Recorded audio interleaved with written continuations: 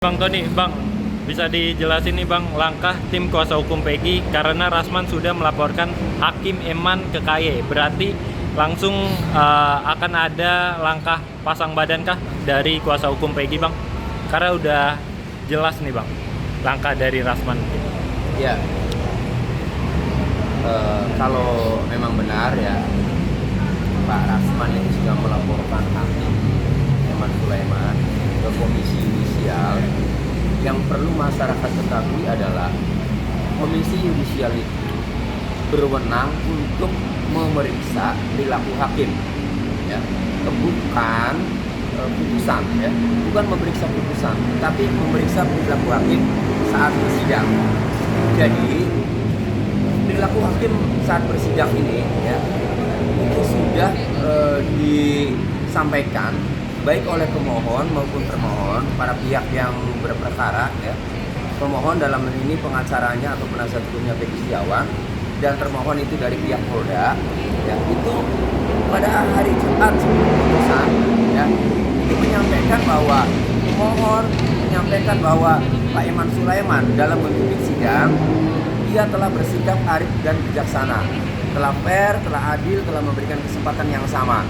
Jadi tidak ada perilaku Pak Eman Sulaiman atau perilaku hakim pra peradilan yang dipersoalkan oleh pemohon. Begitu juga oleh termohon.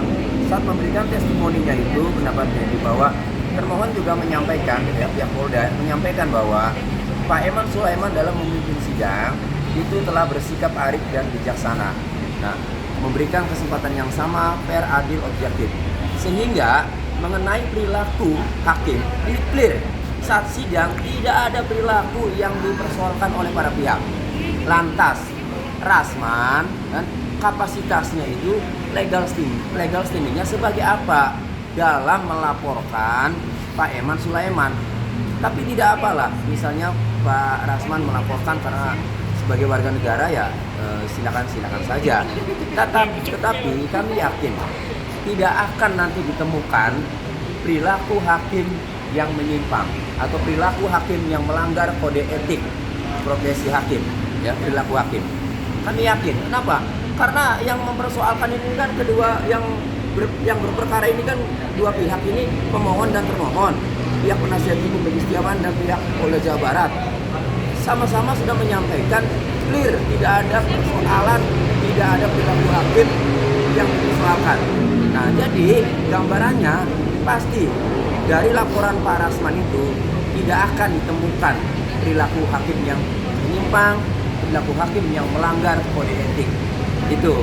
Nah, karena di KY itu, di Komisi Yudisial itu hanya berwenang memeriksa perilaku hakim, bukan masalah putusan, tetapi perilakunya. Bang, tapi kalau ada sesuatu yang terjadi sama Pak Hakim Eman Sulaiman sendiri, karena kan dia udah membebaskan Peggy nih Bang, lo pasang badannya seperti apa Bang? Ya, ini kan negara hukum. Sekarang yang dilakukan Rasman juga itu kan cara-cara yang secara hukum, kan, bukan dengan mendatangi hakim, ya, Pak Eman, kemudian melakukan tindakan-tindakan kekerasan atau apa, enggak, kan itu kan secara hukum. Kalau secara hukum kan gambarannya sudah tadi saya gambarkan, sudah saya jelaskan. Jadi hasilnya atau proses hukumnya, ya, terhadap Pak Eman Sulaiman kalau memang benar, ya, sudah saya gambarkan tadi, tidak akan ditemukan perilaku hakim, perilaku Pak Eman Sulaiman yang bertentangan atau yang melanggar kode etik perilaku hakim itu, ya. Nah, kecuali kalau memang melakukannya itu dengan cara-cara seperti melakukan kekerasan apa, pasti tim penasihat hukum kami pasti kan sudah disampaikan tuh sama Bang Miko, kan pasang badan, ya. Itu kalau dilakukannya dengan cara-cara fisik, kan, gitu. Tapi enggak lah, nggak akan berani, ini negara hukum dan dikawal oleh masyarakat Indonesia, media juga mengawal, ya, rekan-rekan media juga mengawal, netizen juga mengawal, ya. Itu yang dilakukan itu kan hanya melaporkan ke saya, ya. Itu silakan saja, ya, hak Pak Rasman, silakan. Tapi kami yakin bahwa hasilnya tidak akan ditemukan pelanggaran kode etik. Bang, tapi lo sendiri dan tim kuasa hukum lainnya melihat langkah serius Rasman yang benar-benar melaporkan Hakim Eman Sulaiman ke KY gimana Bang?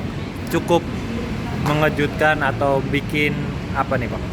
Ya, sebenarnya sih aneh ya, karena Pak Rasman ini tidak ada hubungannya dengan perkara. Dia kuasanya siapa? Ya, kuasanya siapa dia? Polisinya saja, Polda Jawa Baratnya saja. Begitu pra peradilan putus, ya, malamnya, siangnya itu langsung jumpa pers atau konferensi pers menyatakan bahwa Polda Jawa Barat penyidiknya ini akan mematuhi putusan pra peradilan dan malamnya langsung membebaskan Peggy Setiawan. Itu artinya Poldanya saja, ya, itu mentaati putusan. Lalu kalau Pak Rasman, ya, ini membela siapa? Melaporkan hakim Pak Eman Sulaiman, hakim pra peradilan ini. Para pihaknya saja, ya, tidak mempersoalkan perilaku hakim. Termohonnya saja yang dalam hal ini dikalahkan, ya, tidak menerima, ya, tidak mempersoalkan, menerima putusan hakim. Ya. Jadi bingung saya, Pak Rasman ini kepentingannya apa, membela siapa, untuk kepentingan siapa, kuasanya siapa, kan itu. Jadi walaupun setiap warga negara berhak, ya, kalau ditanya ini kagetnya, ya saya bingung, gitu loh. Bang, tapi ini kan kalau misalnya sudah masuk, artinya ada koordinasi nggak sih dengan Eman Sulaiman sendiri? Dari pihak Abang, kami, penasihat hukum. dari Kami ya hanya memberikan support, ya. Tim penasihat hukum ini memberikan support. Nah, bila mana, ya, dipandang perlu, ya, bahwa Pak Eman Sulaiman ini harus dibela, ya, dari eksternal, kan mungkin hakim juga adalah mungkin bagian hukumnya, ya, mungkin ada persatuannya, ada bagian hukumnya. Tetapi bila mana dipandang perlu, tim penasihat hukum Peggy Setiawan ini harus melakukan tindakan-tindakan hukum, ya pasti nanti kami lakukan. Hanya saja sekarang ini kan lihat aja lah dulu kan prosesnya bagaimana. Bang, kalau misalnya nantinya Eman Sulaiman terbukti tidak bersalah, apakah bisa dilaporkan balik atau digugat balik gitu Bang? Ya itu kembali ke Pak Eman Sulaiman nanti, ya. Prosesnya bagaimana, hasilnya bagaimana. Kalau memang ternyata hasil pemeriksaan itu tidak terbukti pelanggaran kode etiknya, ya, itu kembali kepada Pak Eman Sulaiman. Apakah mau melaporkan balik misalnya, ya, atau tidak, itu kembali kepada Pak Eman Sulaiman. Pak Eman Sulaiman lah yang mempunyai hak, dan Pak Eman Sulaiman lah yang mengetahui bagaimana seharusnya apa yang harus dilakukan, karena posisinya juga sebagai hakim. Tentu mungkin lebih hati-hati lah. Saya rasa sih Pak Eman Sulaiman ini dilaporin juga ketawa-tawa aja gitu. Iya, karena apa, Pak Rasman gak ada hubungannya dengan perkara gitu loh, bukan pihak yang berperkara. Dan lagi pula mengenai perilaku hakim juga tidak dipersoalkan oleh para pihak, baik pihak pemohon maupun termohon gitu loh. Bang, melihat Rasman juga sudah resmi melaporkan Bang ini sendiri, Bang Farhad sendiri. Dari lo seperti apa melihatnya Bang? Ya, dua advokat terkenal ini yang saling lapor, saya secara pribadi sangat menyayangkan, ya. Harusnya sih masalah apa sih masalahnya, ya? Harusnya setiap masalah apapun, ya, itu kan bisa diselesaikan sepanjang memang tidak mempertahankan kepentingan klien. Ini kan mempertahankan kepentingan klien, tidak kan? Persoalan yang lain juga apa gitu loh. Saya cuma mendengar waktu itu rekamannya beredar, ya, hanya apa ya, di situ saling, mohon maaf ya, mengeluarkan kata-kata yang tidak etis lah, ya, yang tidak pantas. Kemudian dilaporkan, Bang Farhad melaporkan, Bang Rasman juga melaporkan. Jadi saya sebagai rekan advokat, ya, saya hanya berharap masalah Bang Farhad sama Bang Rasman ini segeralah diselesaikan, islah damai. Mempersoalkan apa, ngurusin pepesan kosong. Kalau bela klien dengan nilai ratusan miliar misalnya, wah, ya boleh tuh berjuang, ya, mempertahankan hak mati-matian. Seperti kami membela Peggy Setiawan kan, untuk bisa merdeka, untuk mengungkap kebenaran karena Peggy Setiawan tidak terlibat, kemudian ditangkap, tersangkakan. Boleh itu kan, kami mati-matian membela kan. Tapi kalau Farhad sama Rasman ini, ya kami bingung mempersoalkan apa dasarnya awalnya itu kan. Tiba-tiba ribut, kemudian saling lapor. Maka kami berharap, saya berharap damailah, jangan mempertontonkan ya di masyarakat ya itu sebagai advokat juga public figure karena sudah terkenal ya, mempersoalkan sesuatu yang sebenarnya masyarakat masih bingung. Ini persoalan apa pada saling lapor? Bang, mungkin ada nasihat untuk Bang Rasman. Ini kan terkesannya tergesa-gesa atau justru melaporkan beberapa pihak sekaligus juga nih Bang. Ada ini Bang, nasihat? Ya, advokat itu dalam melaporkan seseorang atau melaporkan institusi atau lembaga yang dianggap mungkin melakukan pelanggaran, harusnya dikaji dulu ya. Jadi yang pertama harus dikaji itu ya faktanya seperti apa. Kemudian yang harus dikaji kemudian adalah kedua, aturannya, pelanggarannya di mana, kan begitu. Nah misalnya seperti ini, Pak Rasman melaporkan Hakim Eman Sulaiman ke Komisi Yudisial. Pak Rasman harus tahu bahwa kewenangan Komisi Yudisial hanya memeriksa tindakan atau perilaku hakim selama bersidang. Dan Pak Rasman juga harus menanyakan kepada para pihak ya, pihak pemohon atau termohon, ada tidak yang merasa dirugikan atas sikap atau perilaku ya, Pak Eman Sulaiman dalam memimpin sidang. Sehingga kalau kemudian laporan itu ya jelas apa nih yang dilaporkan, pelanggarannya di mana ya, pelanggaran kode etiknya di mana.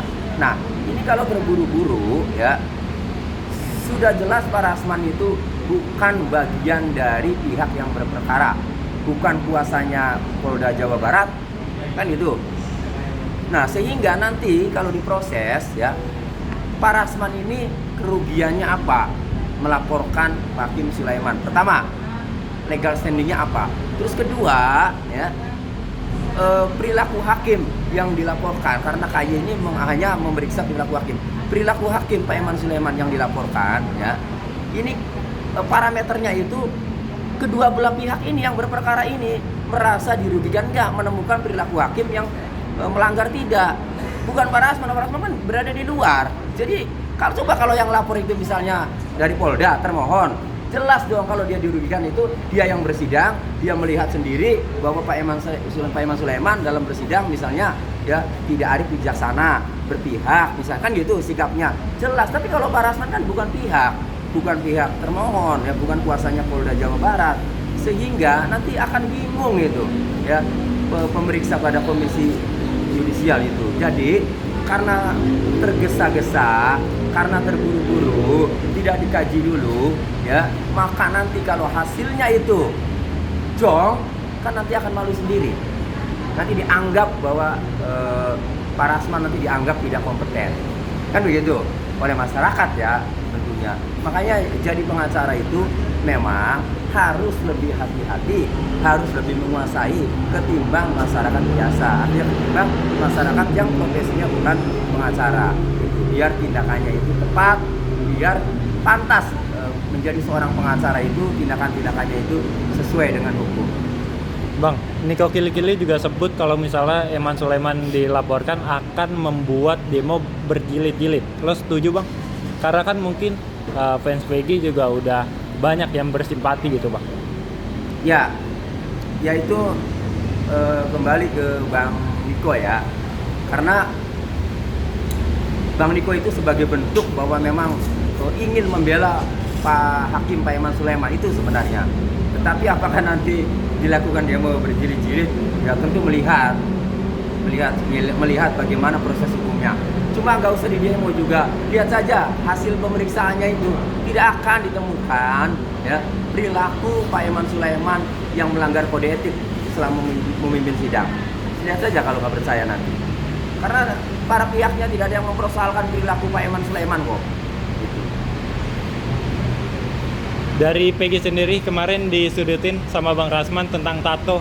Dari Peggy sendiri gimana? Mungkin ada penjelasan? Ya penjelasan saya karena tato itu emang saya suka tato dan saya juga banyak terinspirasi di pemain lain, bukan terinspirasi saya banyak suka di pemain lain, bukan hanya yang disebutkan jahat oleh itu. Jadi itu patokan saya, dan tato ini tidak melambangkan sesuatu apa ya, bentuk apapun, jadi ini murni dari ganti.